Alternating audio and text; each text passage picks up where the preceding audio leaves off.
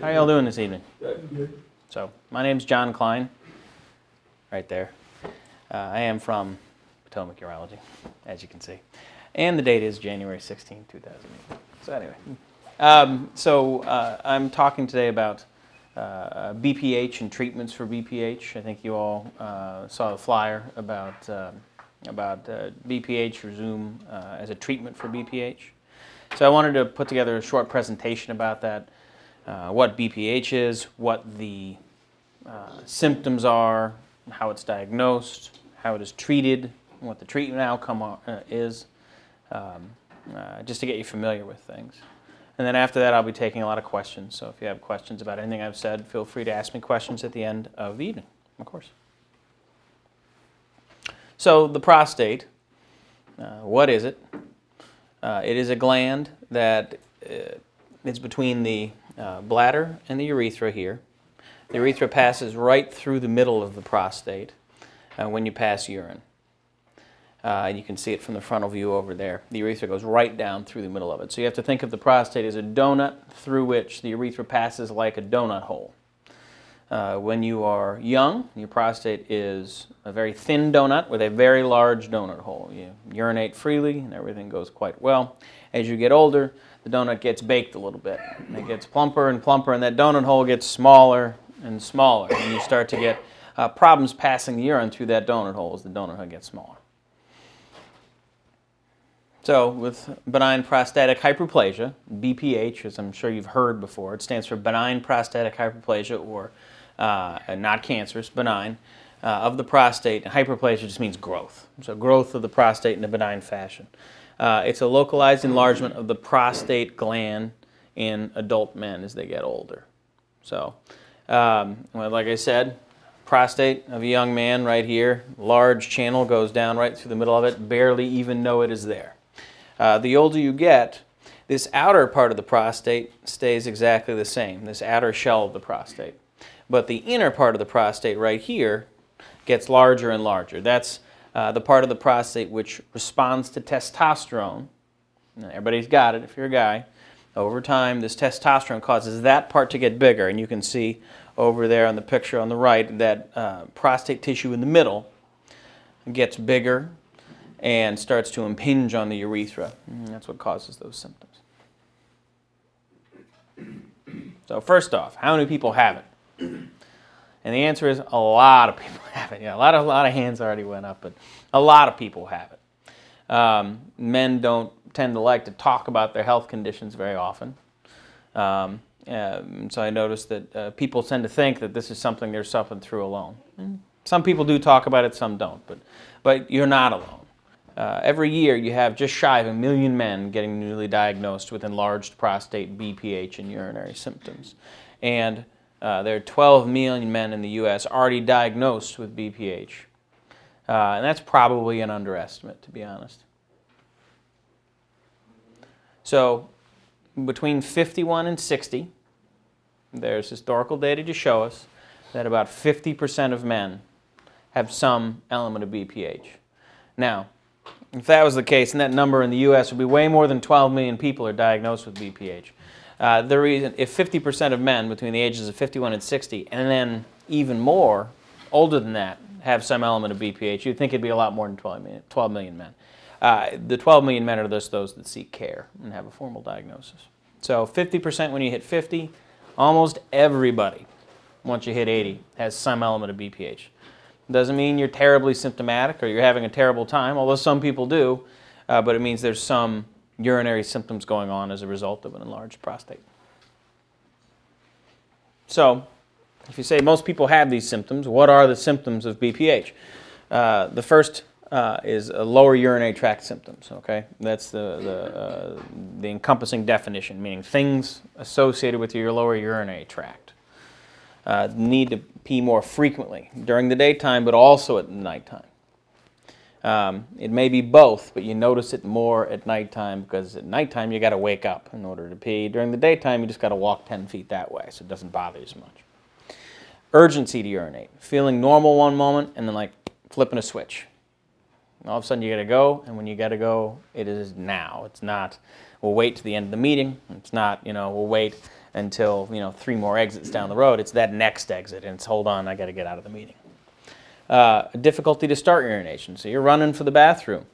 But when you get there, that feeling's still there, but things aren't really coming out all that much. Straining to urinate to begin, pushing with your abdominal muscles in order to urinate. Flow being poor.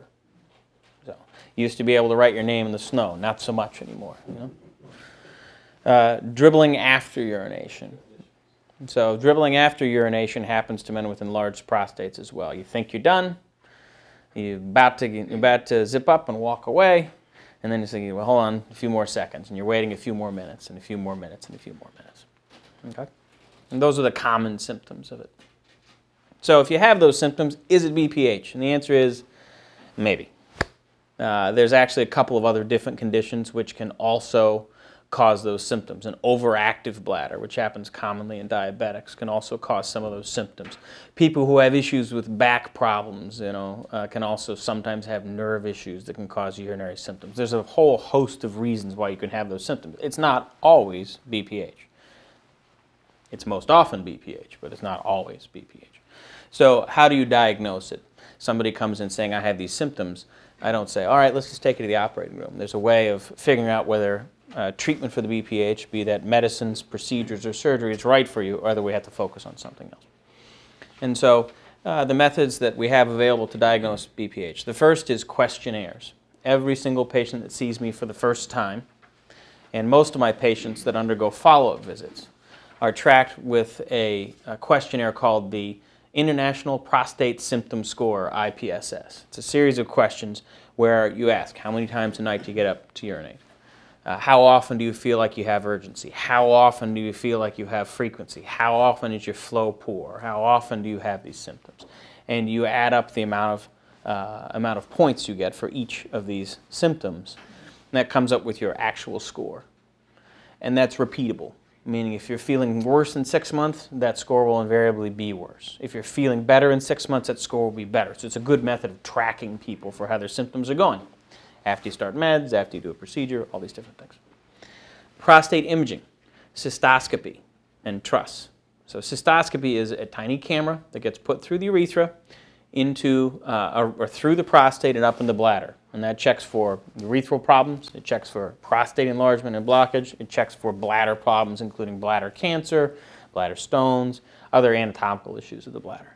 And that's a picture of cystoscopy, although these days we use video camera systems rather than putting the eye directly on the lens. The other method, and that shows us the shape of the prostate. When you have a camera in there, some people have prostates which have 2 lobes, which squish the urethra, like having 2 walls coming together, squishing urethra. And some people have prostates that have 3 lobes. 2 lobes coming together from the sides and a third one coming up from the bottom. So that prostate looks a bit more like a Mercedes-Benz sign, with these tiny little cracks where urine can get through. And that distinction can make a difference in how you're treated. And that's why it's important to do the cystoscopy and take a look at the shape of the prostate. The transrectal ultrasound, or TRUS, transrectal ultrasounds meaning it's an ultrasound shaped like a finger.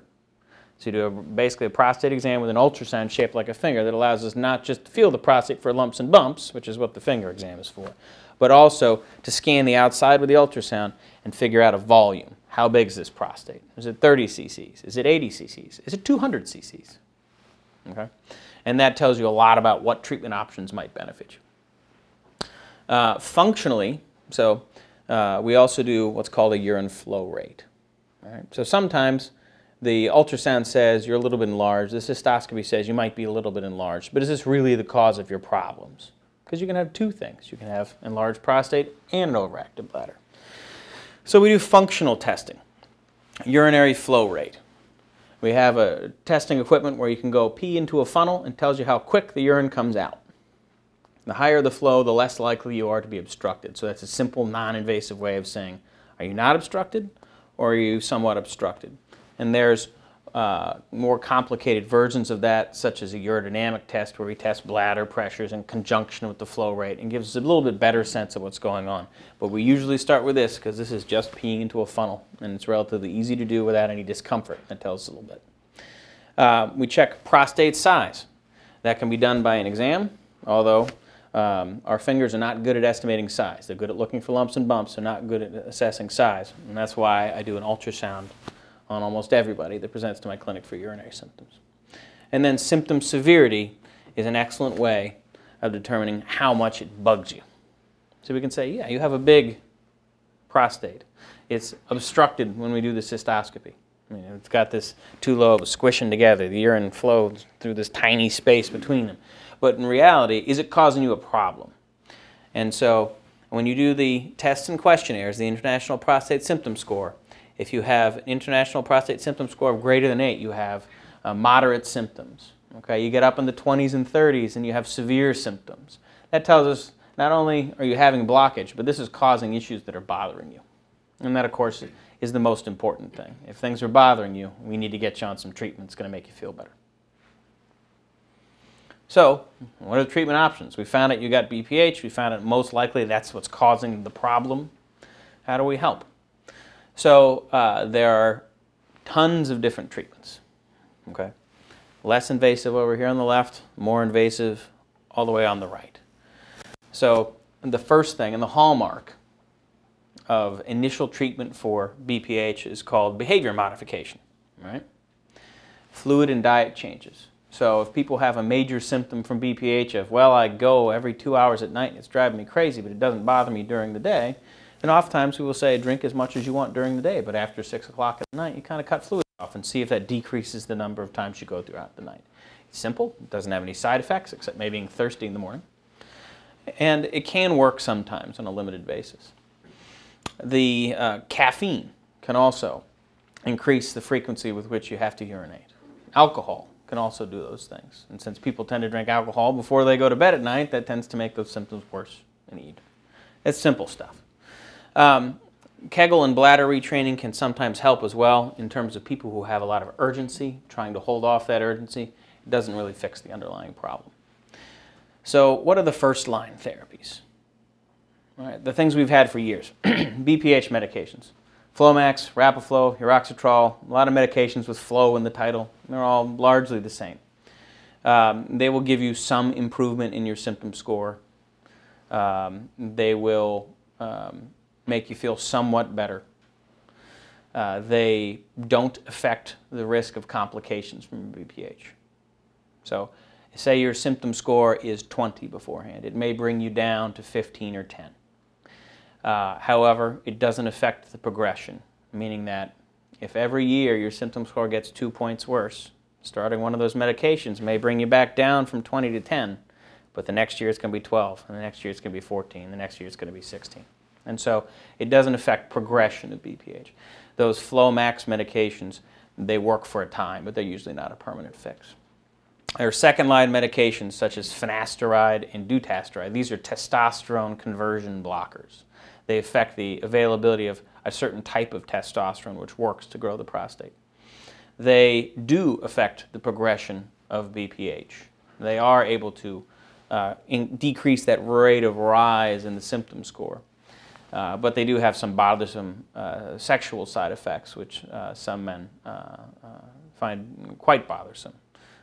Decrease in interest and decrease in ability sometimes. As a result, it's kind of limited their use, especially more recently. So that brings us to the Rezum therapy.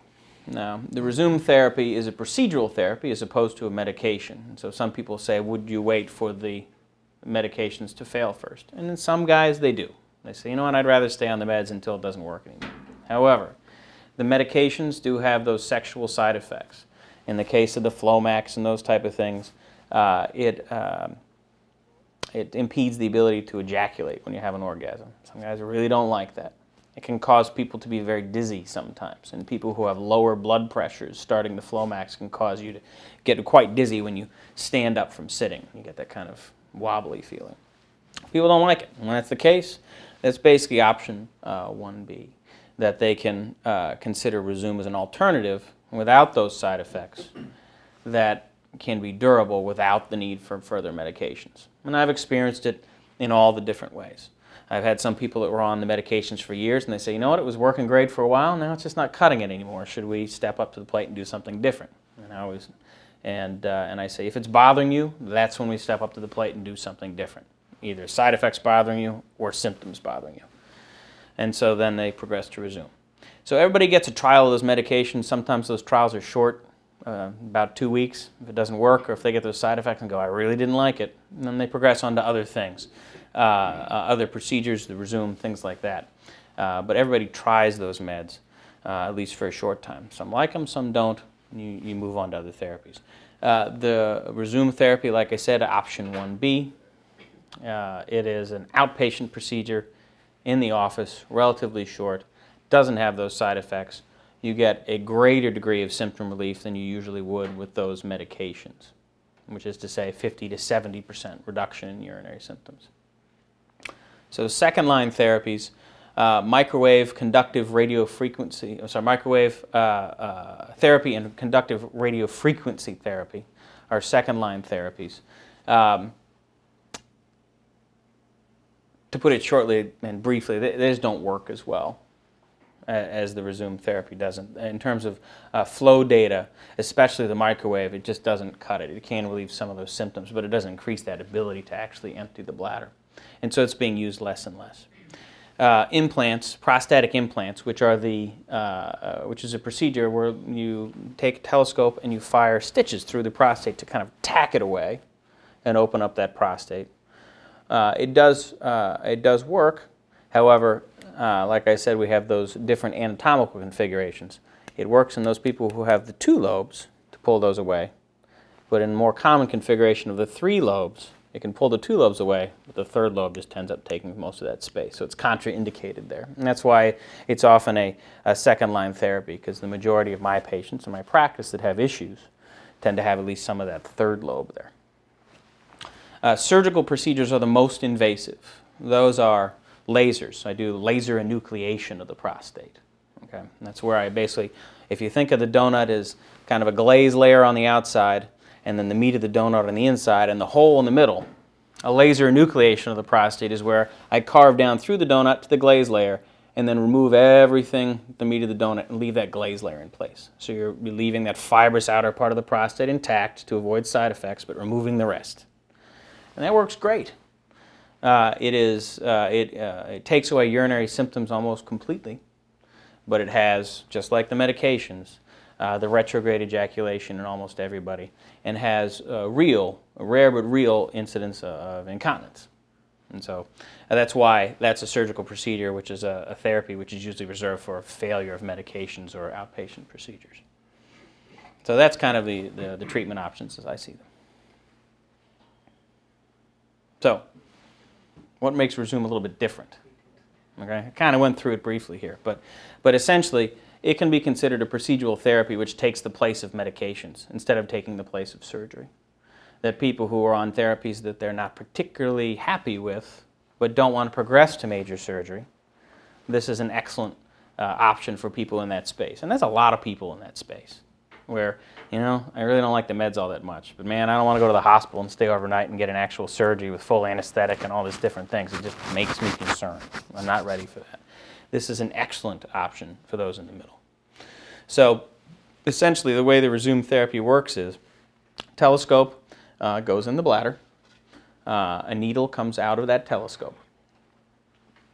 The needle is used to pierce the prostatic urethra and go into the prostate. So basically you're going into that donut hole and you're using that needle to push into the donut.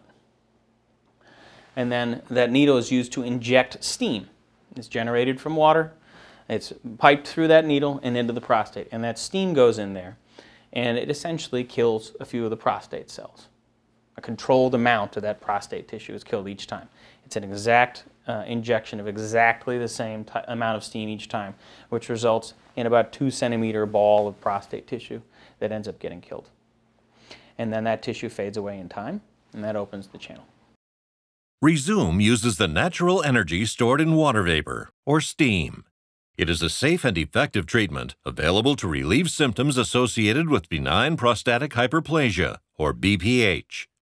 During each 9-second treatment, sterile water vapor is released throughout the targeted prostate tissue. When the steam turns back into water, all the stored energy is released, causing the cells to die. Over time, your body's natural healing response removes the dead cells, shrinking the prostate. With the extra tissue removed, the urethra opens, reducing BPH symptoms. Most patients begin to experience symptom relief in as soon as 2 weeks, and maximum benefit will occur within 3 months. When you go through that procedure, it takes about 5 minutes in the office. It can be done under sedation if people are anxious. We have an anesthesiologist that does that for us in the office. Or under a local anesthetic if people want to stay awake. I've done it both ways, and people are pretty happy either way as long as they get to pick the one that they want to use. And it's about a comfort and about convenience. So when I do that, I'll just tell you a little bit about the procedure day. When I do that procedure, people come in, anesthesiologist interviews them, I interview them. We get them into the procedure room. And that procedure is done. A telescope is put up the urethra. It's used to deploy that steam. Each injection of the steam is 9 seconds. It's all done in one sitting. You don't have to come back for more injections later. So the entire procedure is probably about 3-4 minutes. We're injecting steam. I'm taking a look around, making sure we're not missing any areas, make sure we completely treated. And then at the end of the procedure, either a catheter is left in, if it's a particularly large prostate, or people are allowed to choose to try and urinate on their own, if they wish. And we provide them with a backup, which is a catheter that they can put in if there's an emergency, if they feel like they really can't pee at 3 o'clock in the morning. And people have been comfortable with both methods. Once again, this is something that the patient chooses, and it's whatever makes them more comfortable. So after that, they go through a recovery period where a couple of weeks they're irritated, just like they are after any surgery. And then symptoms start to improve after that couple of weeks, and you get a gradual improvement over several months. And that, like I said, it results in about a 50 to 70% reduction in urinary symptoms over that 3-month period. There's now 3-year durability data for it, which shows a retreatment rate of approximately 5% in that 3-year window, which means 19 out of 20 patients in that study were still not requiring treatment for BPH at the 3-year period. So based on that, it provides a couple of benefits. So it's an alternative to meds for people that don't want meds. It can be a primary treatment for people who just don't want to take meds, because I've had probably about 5 to 7 patients who have these symptoms and really hate the idea of taking meds and just would rather not take medicines. And they actually do it without ever trying the meds. Beyond that, 1 or 2 weeks, we give them some samples. They say, I don't like it, I don't want to take meds, let's just do this and be done with it. It provides symptom improvement within 2 to 3 weeks, and then it provides more gradual, complete symptom improvement over the ensuing few months. It's in the office. It's an outpatient therapy. Like I said, and most people are doing these under local anesthesia. I have the option of doing either, just for comfort reasons. It doesn't require general anesthesia, but I'll tell you, some people are really happy when they have it. And it preserves urinary function, and improves urinary function, more accurately, and it preserves sexual function, as many of the other treatments cause that lack of ejaculation side effect, which people find objectionable. It allows patients to return to regular activities within a few days. What I usually tell people is, if you're going to do the procedure, you may be ship-shape 2 days from now to do whatever you want to. However, I tell people to reserve the freedom to be free of work responsibilities for a week, just in case they want to relax and wait until they're feeling a bit more back to normal.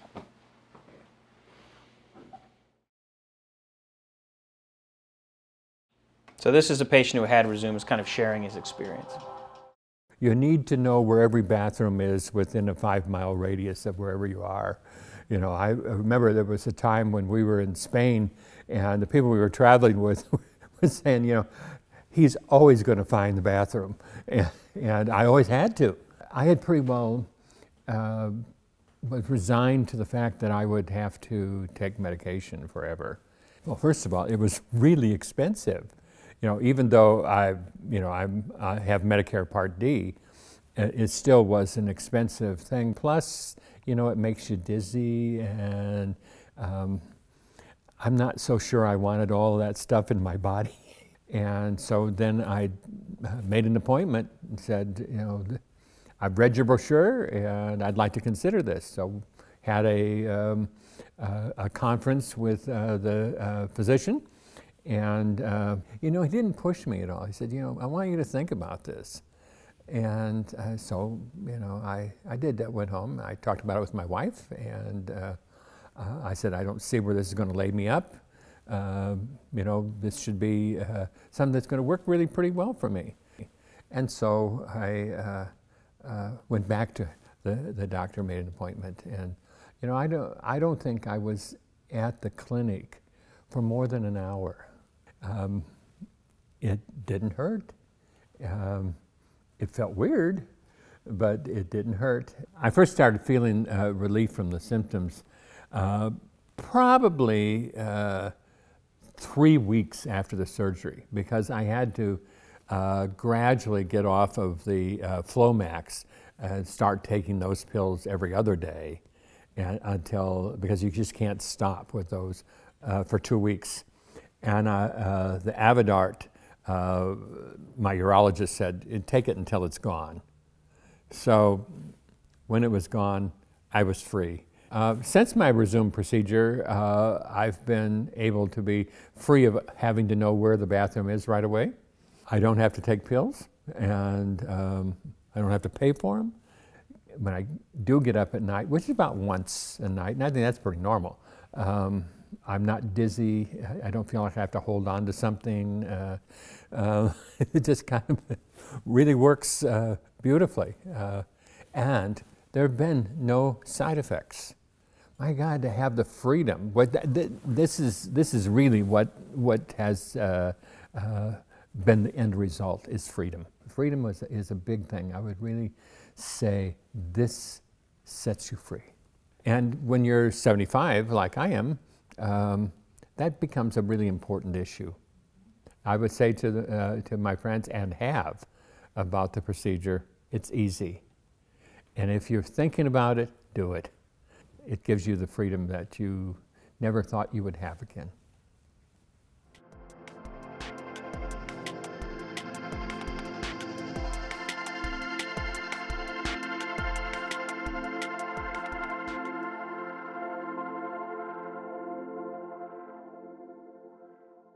The question you would leave with is Rezum right for you?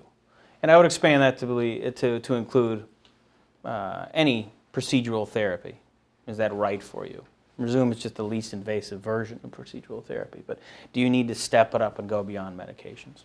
And what you would say is, what you would have to ask yourself is, are you tired of the symptoms? If you're not having symptoms, you don't need to do anything about it. If you're having symptoms which bother you, and you're getting bugged by it, it's time to step up therapy. Whatever that is, Rezum, surgery, whatever works. Is the medication not working for you anymore? That's really a tandem question with the symptoms, right? So if the medication's working, you're not having symptoms, right? You're doing okay. If the medication's not working for you, those symptoms start creeping back up again. You have to think in your back of my mind, am I happier staying the course the way I am, or am I happier making a change? And then, are you dissatisfied with other surgical options? So I've done probably about 130, 135 of these procedures in the past year and a half. And it isn't because I'm no longer doing surgery. I still do surgery on plenty of men who have larger prostates who need surgery, the more formal transurethral resection of the prostate, what people call the roto-rooter, or the laser enucleation, which I described to you earlier. I still do those, and I probably do just as many as I used to. What the Rezum has really done is provided an option for men who don't need surgery, who have symptoms that are stronger than the meds, but maybe don't need that laser enucleation or that TURP. So men who are, when it used to be, well, you take the meds till they stop working, then we do the roto-rooter. It's like, you know, initially you're tickling the BPH with a feather, and then when you go straight to the TURP, you're whacking it with a sledgehammer. There has to be something between those two, and this is kind of, that's in that space where nothing really all that effective was before. And so I've done a lot of these procedures because people saw there was something else out there which resulted in them getting some symptom improvement, but wasn't really that sledgehammer. So with that in mind, if you're interested in talking to me about this or anything, like I said, I do the gambit. This is one of the things that I believe in. But if you're interested in talking to me about this as a first-line therapy or surgery, We're starting medications if you haven't done that, or adjusting medications. I'm here. Just fill out the card. You can go to our website, and that talks about the Rezum. It also talks about the laser enucleation. It also talks about medication. It just talks about the BPH process in general. And I'm happy to see you whenever you like. And I'm also happy to answer any questions that people might have.